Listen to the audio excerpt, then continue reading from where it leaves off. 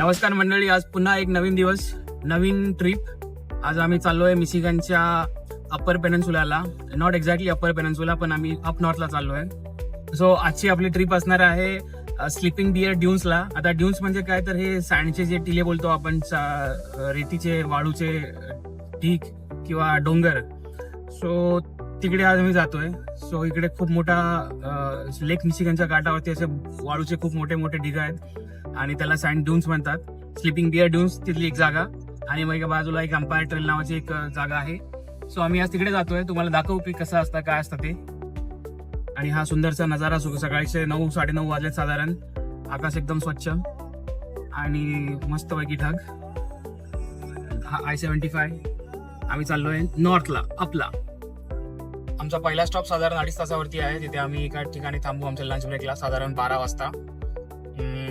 कॅडिलॅक नावाची जागा आहे।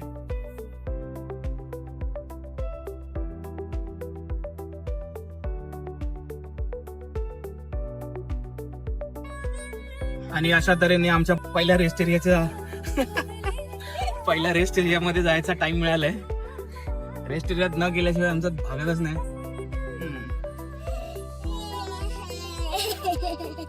खुशी की लहर आतमध्ये नाही गेलं नाही।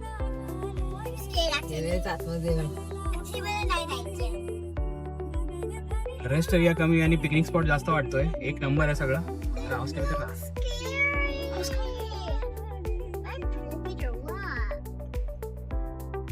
Wow, I saw Greeny's car. किती लावतो।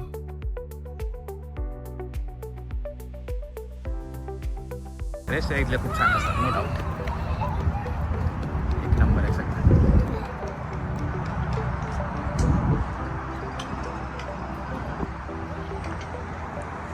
सो आपण आता, हा मिशिगनचा मॅप आहे। हा आहे अप्पर पेनिन्सुला, हा लोअर पेनिन्सुला। आपण इकडे आहोत आणि आपल्याला जायचं आहे समवेअर हिअर एम्पायर। इथे ट्रॅव्हल्स सिटी आहे, मग आपला हॉटेल असणार आहे इथे गिरेलिंग और गेलॉर्डमध्ये कुठेतरी इथे हॉटेल आहे। मग आपण जमलं तर उद्या तिकडे मॅकिनो आयलँड आहे, आणि आपण जमलं तर उद्या इकडे जाऊ अप्पर पेनिन्सुलाला। So same as usual, rest एरियामध्ये ज्या ज्या अम्युनिटीज आहेत त्या।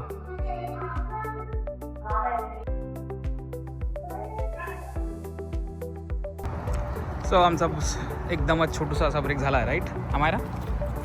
ब्रेक झाला, कसा होता? हलका हलका हलका हलका झाला।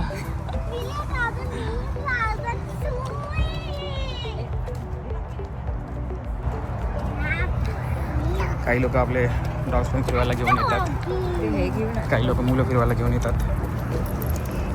तिला पण जायचं होतं। मला वेट थांब जाऊ। ठीक आहे, ठेव त्याला तो बस। आता काय सीट बेल्ट लाव, सीट बेल्ट खूप हाय। लवकर लाव, मी आपण स्टार्ट नाही करतो गाडी तो।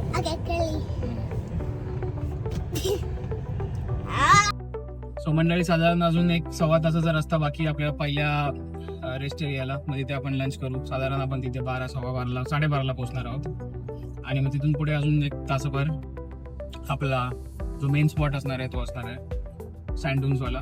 सो आता लंचसाठी आपण थांबूया, तिथे भेटूया, आणि मग कोणी कोणी काय काय आणलं डब्यामध्ये, सगळ्यांचा डबा पाठी होऊन जाईल, आणि मग पुढे सँड ड्यून्स। 1 तासापेक्षा थोडा कमी टाइम बाकी आहे, आणि 50 माइल्स। आपण आता पोहोचतो आहे कॅडिलॅक सिटी। इथून मॅकिनो ब्रिजला पण जायचा रस्ता आहे, आणि कॅडिलॅकला जायचं पण। सो कॅडिलॅकला एका मित्राची सासरवाडी आहे, आपण ऑफकोर्स तिकडे नाही जात आहे। सो हा आपला आहे कॅडिलॅकचा एक्झिट, आणि जसं मी बोललो, एका मित्राची सासरवाडी आहे ही। कोण मित्र आहे तो नंतर कधी सांगेन, कुठल्या एका व्हिडिओमध्ये तर त्याला मी कधी आणला तर त्याचा कोण आहे तो दाखवेन, इंट्रोड्यूस करेन। पण सध्या नजारा पाहून घ्या, एक नंबर।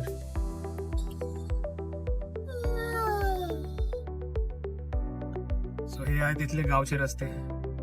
चांगले आहेत, एवढे पण वाईट नाही आहेत. Quality wise I mean bumpy नाही आहेत, प्लेनच आहेत तसे. आणि हा सगळा इथला शेतीचा भाग. एक Time for you ढग to तर make खूपच असं वाटतं खाली आता येतील थोड्या वेळाने टच करायला. Let's get a towel. आणि हा नजारा इथं चांगला दिसतो. हे हळूहळू आम्ही एवढा दुर्गम आतमध्ये शिरलोय की एवढा दुर्गम भाग आहे, याच्यात फक्त काही घर आहेत, एक किलोमीटर वर आहे, एक घर 2 घर मॅक्सिमम. एकदम रिमोट एरिया आहे. बट प्रत्येकाच्या घरासमोर 2-4 गाड्या तर आहेतच आहेत. ऑफकोर्स इकडे गाड्यांशिवाय तर कोणाचं काही भागत नाही. हे एक घर झालं. आता परत लांब लांब पर्यंत दुसरं घर नाहीये. इकडे एक घर दिसतंय, त्यासमोर परत 2-4 गाड्या आहेत. सो सांगायचं हे की हा खूपच रिमोट एरिया आहे. कॅडिलॅक किंवा अमेरिकेचं जे बोलतात गाव आहे ते त्या टाईपचं. इथे आम्हाला काहीतरी दिसलंय, बोलते लेटर्स आहेत. काय लिहिलंय आम्हाला? Testing Dots. Is it? Us. Ooh. Testing. Testing. Yeah, testing. You. And that's another one. Welcome to the testing village.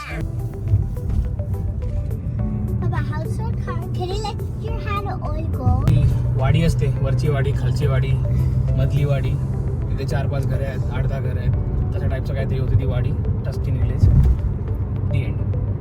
आता आपण परत कुठल्या तरी एका हायवेला मर्ज करतोय, US 131 या कॅडिलॅक गावातून.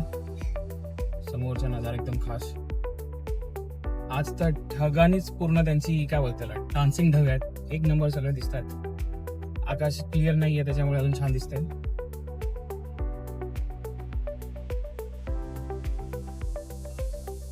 सो आपला रेस्ट एरिया आलाय, जसं आपण बोललो होतो की मगाचपासून. सगळ्या पिकनिकचा सगळ्यात जो इम्पॉर्टंट किंवा मोस्ट एक्साइटिंग पार्ट आहे तो असतो रेस्ट एरिया आणि लंच किंवा डिनर. Mostly lunch. सगळ्यांचे अलग अलग डब्बे, त्यांचे अलग अलग टेस्ट आणि वा. सो आमचा ऑफिशियली रेस्ट एरियाचा स्टॉप.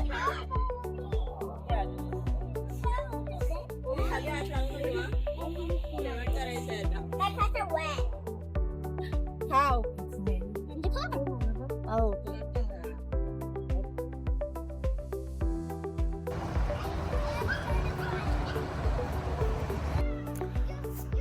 रेस्ट एरिया झाला, मस्त जेवण झालं सगळ्यांचं मिळून आणि मुलांचं एक बऱ्यापैकी खेळणं झालं आहे. सो आता आम्ही लागतोय पुढच्या प्रवासाला.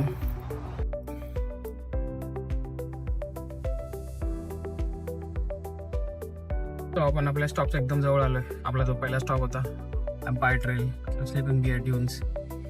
एक 5 मिनिटं बाकी आहे, 3 माइल्स. अख्खा जर्नी असाच रस्ता आलाय ऑलमोस्ट. तसा हा 75 हायवे सोडल्यापासून. खूप छान आहे, सिंगल रोड आहे बट खूप छान आहे.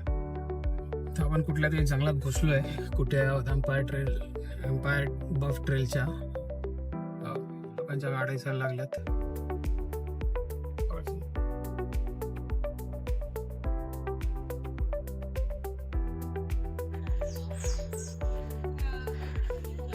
चांगली चढण आहे. हो ना. आता आम्ही आमच्या ट्रेलला लागलो आहे. साधारण ही 1.5 माईल म्हणजेच एक 2.5 किलोमीटरची ट्रेल आहे आणि 1 तासाभरात आपण हे जाऊन येऊन पूर्ण करू शकतो. किड्स फ्रेंडली आहे. इथे व्हीलचेअर थोडा प्रॉब्लेम आहे किंवा मुलांचे स्ट्रॉलर्स घेऊन जाणं थोडा प्रॉब्लेमॅटिक आहे. But overall it's a fun. आणि खूप सारी निसर्ग संपदा, खूप सारे झाडं झुडपं, मोठे मोठे ट्रीज आणि सगळ्यात इम्पॉर्टंट ॲस्पेक्ट आहे इथला सनसेट पॉईंट. जर तुम्ही संध्याकाळपर्यंत थांबला तर एकदम 1 नंबर सनसेट पाहायला मिळेल.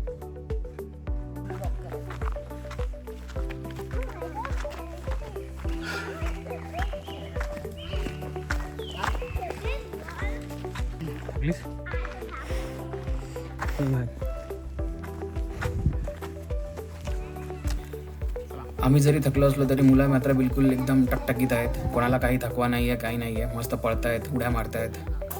त्यांची एनर्जी तर नेक्स्ट लेवललाच असते ॲज युजल.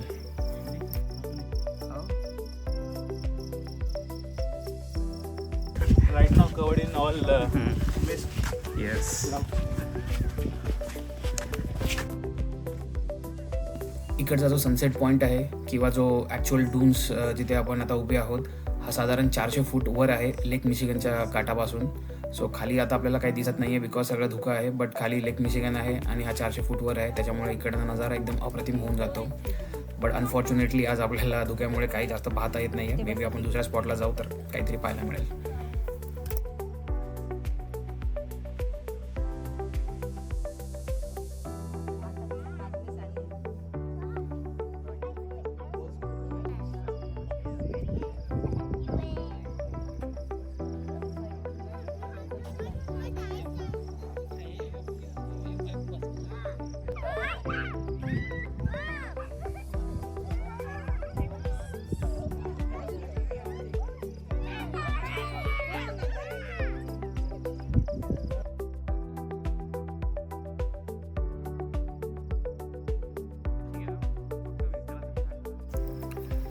जरी इकडे खाली लेक दिसत नसला धुक्यामुळे तरी पण मस्तपैकी कुठल्या तरी हिल स्टेशनला आल्याची फिलिंग येत होती. ऑफकोर्स हे हिल स्टेशनच आहे एक प्रकारे. Overall too good. तुम्ही पण मिशिगनमध्ये कुठे असाल जवळपास किंवा इवन मिशिगन स्टेटच्या आजूबाजूला असाल एकदा नक्की भेट द्या.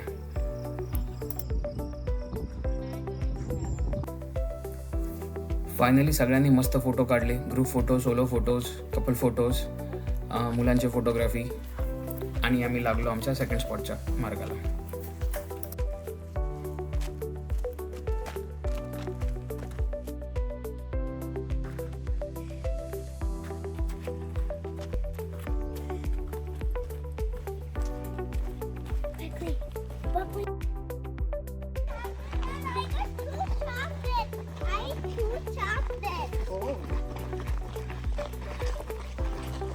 पण आता एक स्पॉट संपूर्ण दुसऱ्या स्पॉटला चाललो आहे.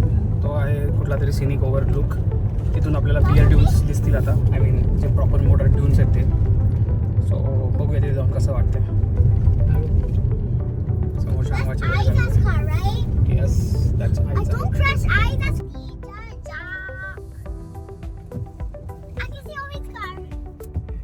एम्पायर बफ ट्रेल झाला. आता आमचा अजून एक स्पॉट आहे मे बी सिनिक ओव्हरलुक सारखा, जिथून आपण ट्राय करूया की काय दिसतं का व्यवस्थित खाली लेक मिशिगन आणि ड्यूनचा एरिया. सो एक साधारण 5-10 मिनिटाचा ड्राईव्ह आहे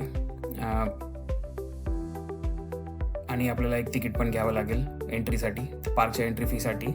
सो $25 पर पर्सन असं कार एंट्रीचा रेट आहे. सो जाऊन पाहूया.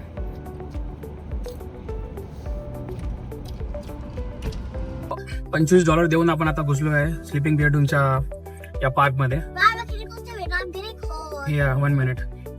आता जातोय आपण आपल्या स्पॉटकडे. बघूया तिथे काय बघायला मिळतं. मागच्या स्पॉटला जेव्हा गेलो तेव्हा खूप सारा धुकं होतं, त्याच्यामुळे काही जास्त पाहता नाही आलं. बट लेट्स सी या टायमाला काय. हा सगळा असा राऊंड रस्ता आहे. आणि हा एक वंडरफुल एंट्री, एक नंबर. आता मी चालली असती. सो फायनली आपण आपल्या दुसऱ्या स्पॉटला पोहोचलो आहे आणि नजारा एक नंबर आहे. तर आता फोनमध्ये कितपत दिसतोय माहीत नाही, बट डोळ्यांचं पार नाही फेडणार आहे.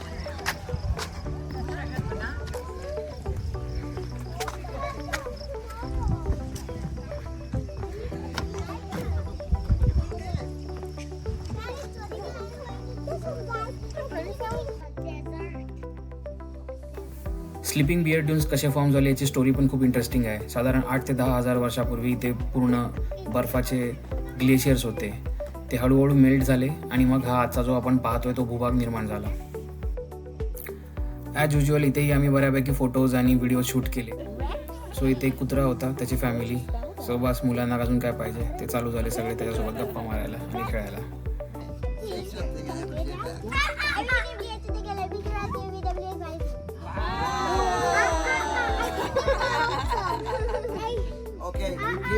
Pirat ini, apa kapal ini lah kepada apa yang kapal? Kemudian kapal ini nano pada apa?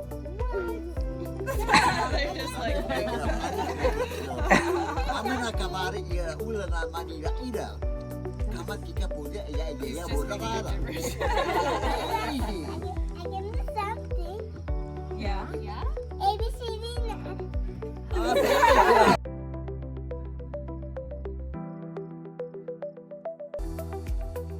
चला मयूर.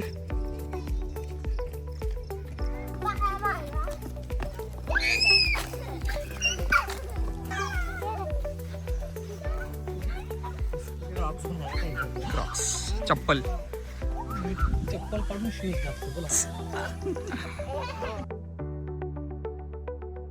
सगळ्यात जास्त ज्याचा आम्ही आतापर्यंत वेट करत होतो, फायनली तो स्पॉट आलाय. इथून तुम्ही जे पाहाल तो व्ह्यू मे बी लाईफमध्ये तुम्ही फर्स्ट टाइम पाहिला असेल. काही व्ह्यूज असे असतात की ते once in a lifetime बनून जातात. ऑफकोर्स आपण इथे परत येऊ शकतो, बट प्रत्येक वेळेला येणं शक्य नाही आहे. So humble request, if you are in Michigan or nearby to Michigan, please come and watch this view. It is next to impossible. Sleeping Bear Dunes. इथून खाली जाऊ शकतो, वरती नाही आला तर $3,000. Oh my god. Down there. आजा कसं मत करो. Fucking hot.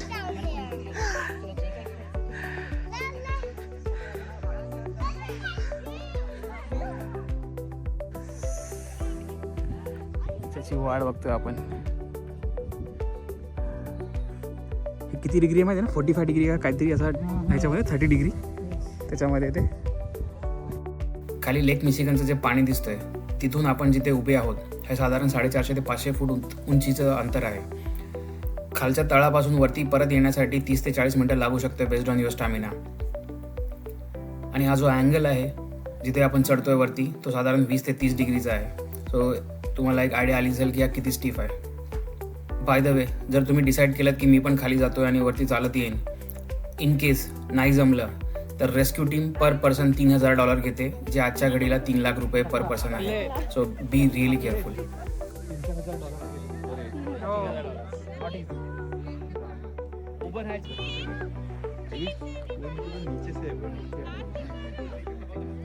पार्किंग नीचे करनी पड़ती है, ऊपर जाओ. केदन घ्यावंच लागते ना. हे सगळं. Let's go to the sand dunes. चला खाली चला.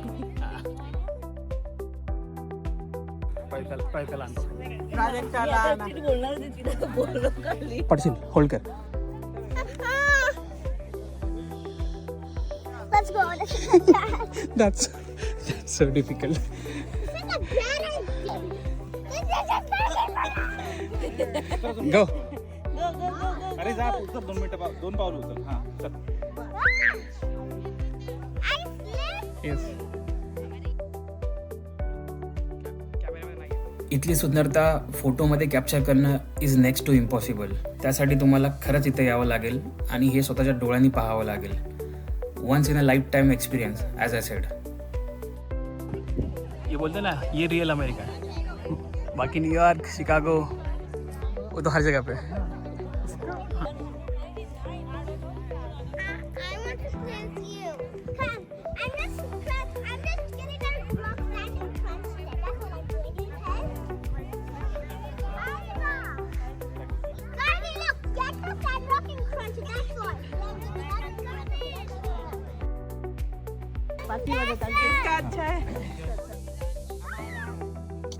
लवकर आता परत मागे या लवकर. चला.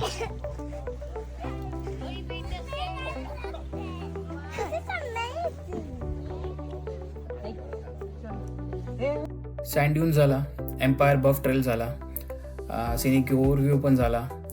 पॉसिबली आज आम्ही आमच्या दिवसाच्या लास्टच्या स्टॉपला आहोत. आता हा फायनली एक बीच आहे, एम्पायर बीच. दिवसभर खेळून झालं, दिवसभर भटकून झालं आहे, त्याच्यामुळे सगळेच आता थकले आहेत. सो आता इथे जरा रिलॅक्स करू मस्तपैकी बीचवरती. थोडा मुलं खेळतील, आम्ही सनसेटचा पण विचार करू. जर थांबायला लागला तोपर्यंत सनसेट पाहता येईल छानपैकी इथे. सूर्यास्त होतोय, इकडे थांबवतो 1 तासभर सनसेट पाहीपर्यंत.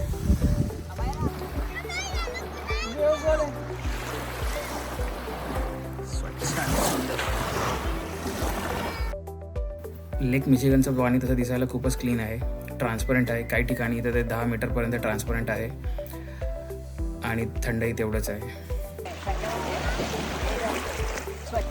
स्वच्छ, लिटरली तोंड लावून पाणी पिऊ शकतो.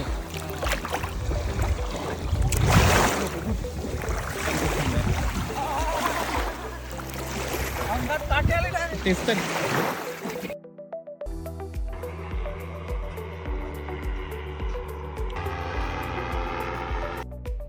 बीचवर मस्त खेळून झाल्यावरती आणि सगळे फोटो काढून झाल्यावर जरा चहा पियाची हुक्की आली. आता इथेच आम्ही बघत होतो कुठे आहे का इलेक्ट्रिक सॉकेट. सो लकीली एका शेडमध्ये आम्हाला दिसली इलेक्ट्रिक सॉकेट. किडली आमच्याकडे नेहमी कॅरी करतोच आम्ही कुठे जायचं असेल तेव्हा. अशी कामाला येते गरम पाण्यासाठी पण आणि इन्स्टंट टी बनवण्यासाठी. सो आमचा झटपट चहाचा पण प्लॅन झाला.